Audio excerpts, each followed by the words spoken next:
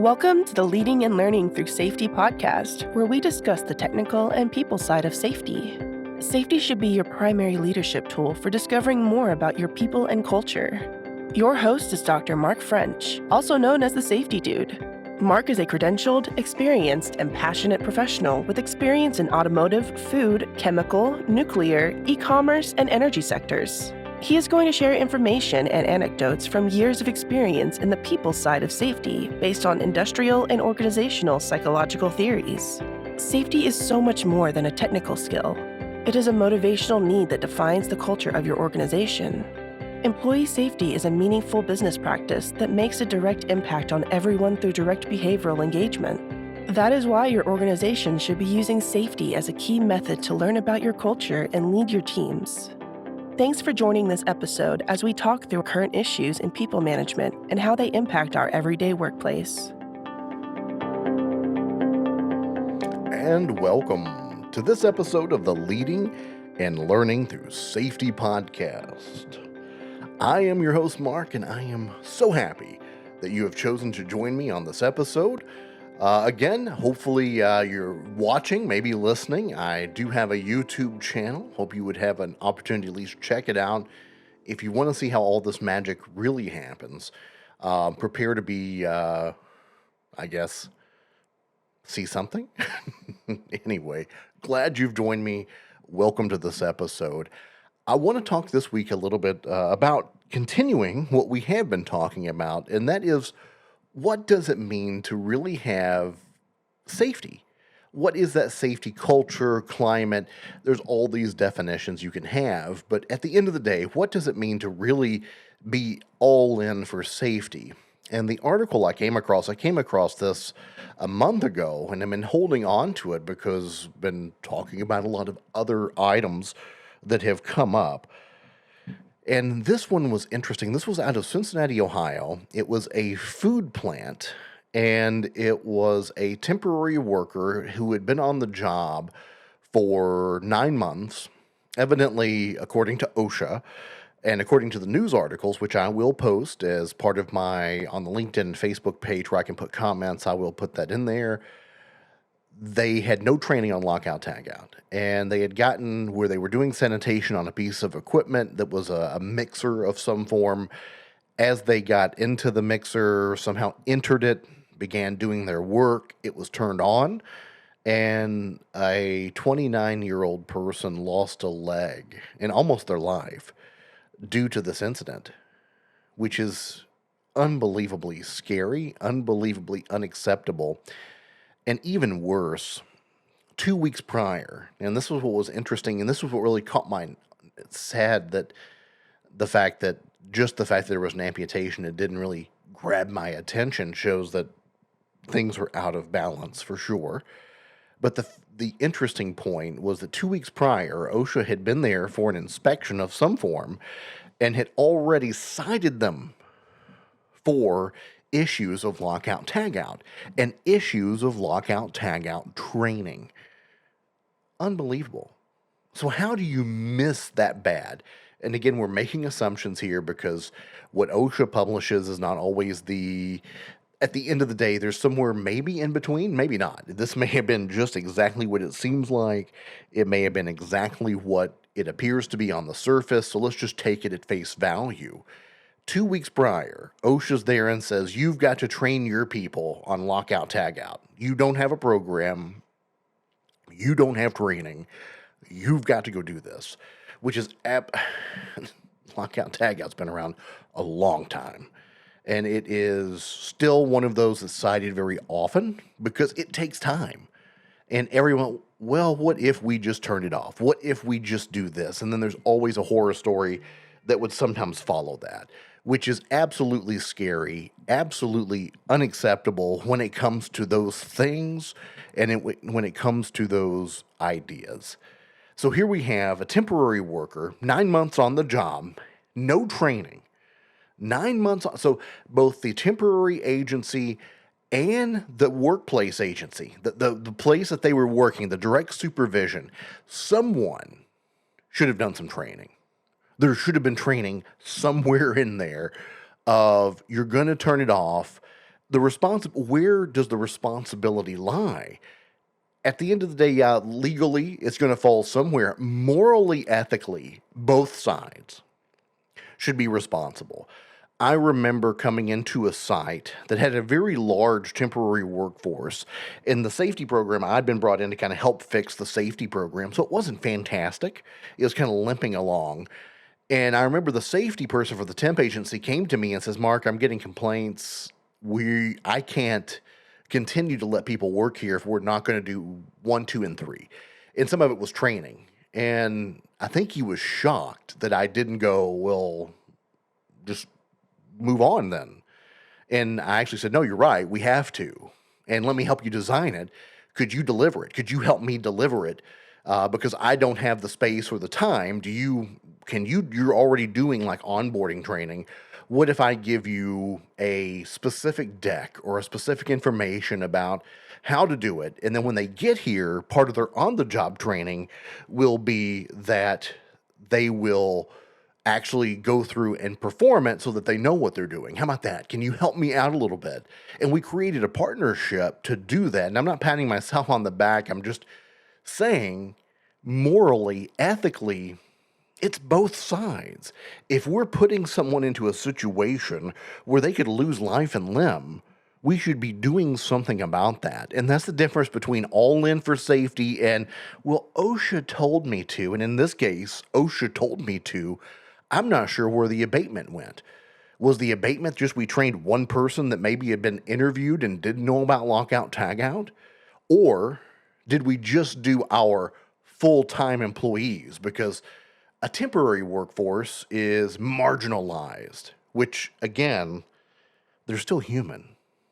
And I've seen this, that attitude that we can just hire an outsource, a contractor, a temporary, an outsourced worker of some form. Give them the worst, horrible, dirtiest, dangerous job, and we can wash our hands. We're safe because that's not our people. No, it doesn't matter. They're people. They're human beings. And they deserve the right, and they're given the right under the law to be safe. But above that, where is the ethical, moral dilemma of saying we should be doing this? And even worse, you were told you were supposed to be doing it. They came in, they cited you, and it was $1.7 million in fines of willful, serious, repeat. It was awful to think of that, and to think of the cost, the moral cost of what happened here. And of course, the injury was not in April's prior year, but the citation came out in April, and that's what kind of brought it back to the surface of this horrible event that happened. The trauma of people, what they see, the name brand recognition of, hey, this is someone who did this to someone. And the whole idea that you were warned, you were cited, you got the warning of all warnings that something was wrong with your program, and nothing happened about it. That's scary, and it's unacceptable. And these are the things that make me more passionate about what we do as safety people, because we see things like this and you go, why? Why does this happen? How is it that we can allow this type of serious injury? And every day we see it. Every day there's lots of, especially trenching seems to be out there where people are in trenches they shouldn't be in, and it collapses. And there's organizations out there that aren't understanding and don't care. But unfortunately, that's been a lot of things that come that way. So let's take a quick break. Let's come back and talk about how do we keep from doing this? How do we encourage it? How do we go forward? Let's move to the positive side of it. Coming up in the second half of the Leading and Learning Through Safety podcast. TSDA Consulting. Learn you. Lead others. The Myers-Briggs Type Indicator is an amazing tool. Problem is that it can be easily misinterpreted. Dr. Mark French is MBTI certified and ready to help you discover your inner strengths. The MBTI assessment can help with team building, stress management, communication, conflict management, and so much more. Individual and group sessions are available to help you discover what makes you great. For more information, visit us on the web at tsdaconsulting.com. And welcome back to the second half of the Leading and Learning Through Safety podcast. So we ended the first half talking about an injury at a food facility in Cincinnati, Ohio that happened. The citation happened about a month ago. And there was all the warning signs. One, not having a lockout tagout program is, in this day and age, crazy, in my opinion, and unacceptable. But to be cited by OSHA and then 2 weeks later have an injury that resulted in a leg amputation, almost death, of a 29-year-old outsourced temporary worker, I shake my head and I think, no. Why should this? Why could this? Why would we allow this to happen?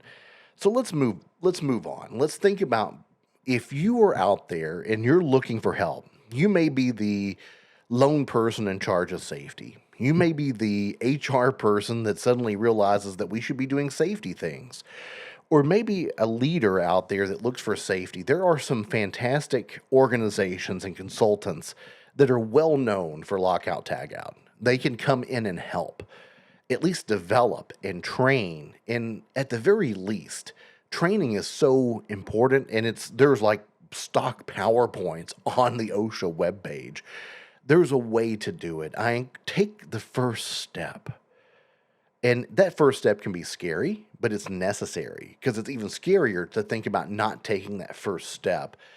And I look back at what that organization's culture must be like, to think about how, if fundamentally we don't care if you turn off a piece of equipment and get in it, versus let's think about all the other items they probably should have that they don't have from an HR safety standpoint that's protecting their people, and how demoralizing is it? No one in the United States, we are an economic powerhouse. It blows my mind every time I have to say this, is why is it in this day and age, in this country, do we have to choose between having work and safe work? That should not be a choice anyone has to make, and yet it happens. There are businesses that exploit the workforce, and their basic rights, even basic laws, are not held up. And so they're allowed to get away with exploiting this workforce of saying, well, you either have a job and you have food, water, shelter, or you don't have a job. And if you're going to choose our job, we're going to pay you, but good luck. And don't you dare report anything, because if we get shut down, you lose your job anyway. No, I don't understand it, because there's more than enough to go around. And I know that sounds very interesting from a political standpoint. It's not. We're talking about a very basic fundamental right that's been argued for centuries.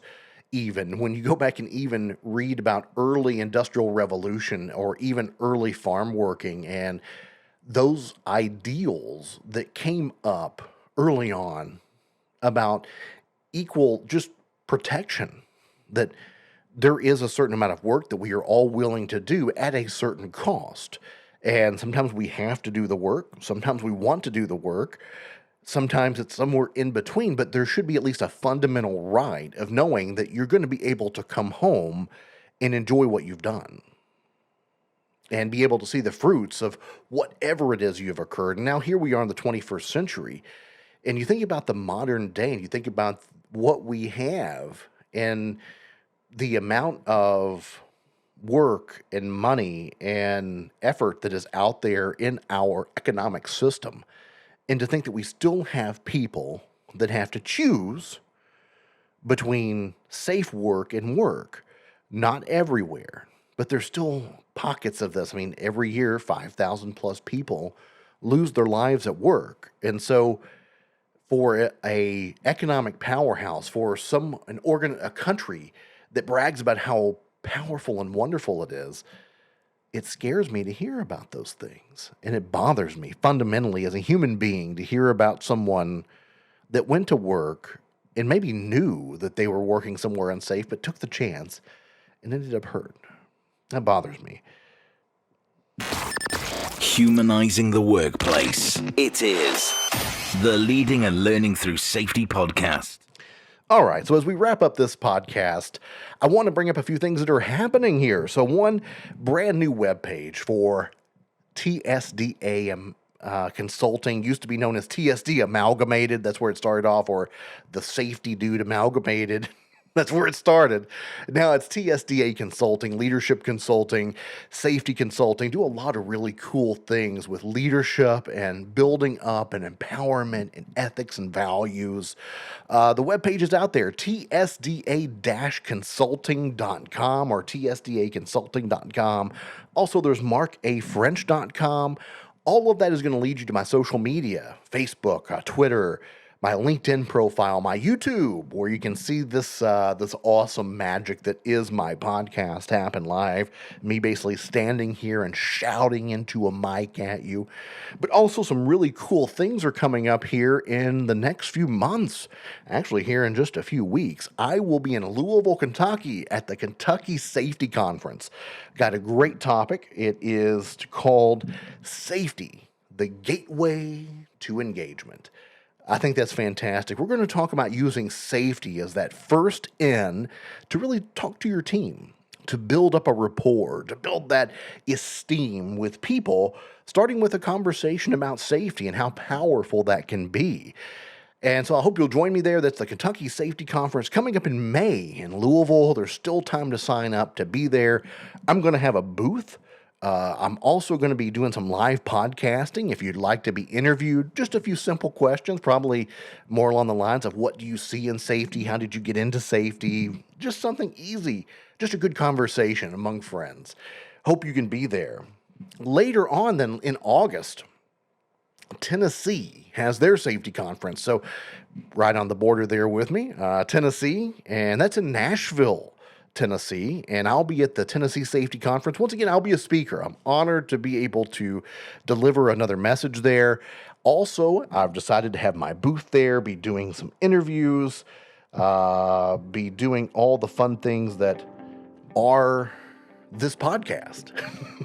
So I'm really looking forward to being able to do those things, to be part of it, for us to meet together, maybe learn more about my company, learn more about me, or just meet.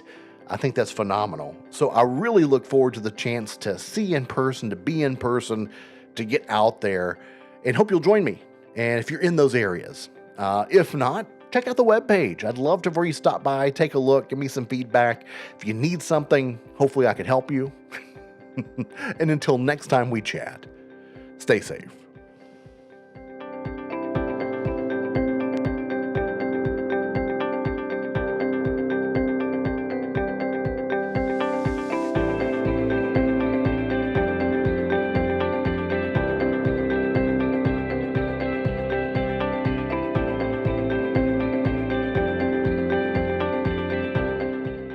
Thanks for listening to the Leading and Learning Through Safety podcast. Join the online conversation at www.markafrench.com.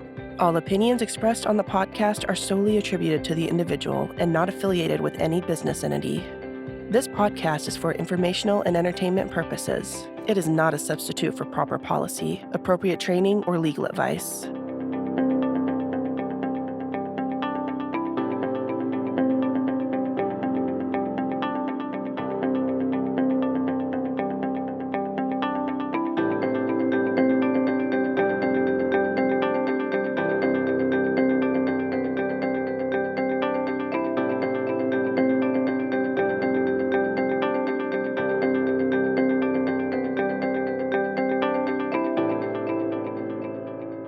This has been the Leading and Learning Through Safety podcast.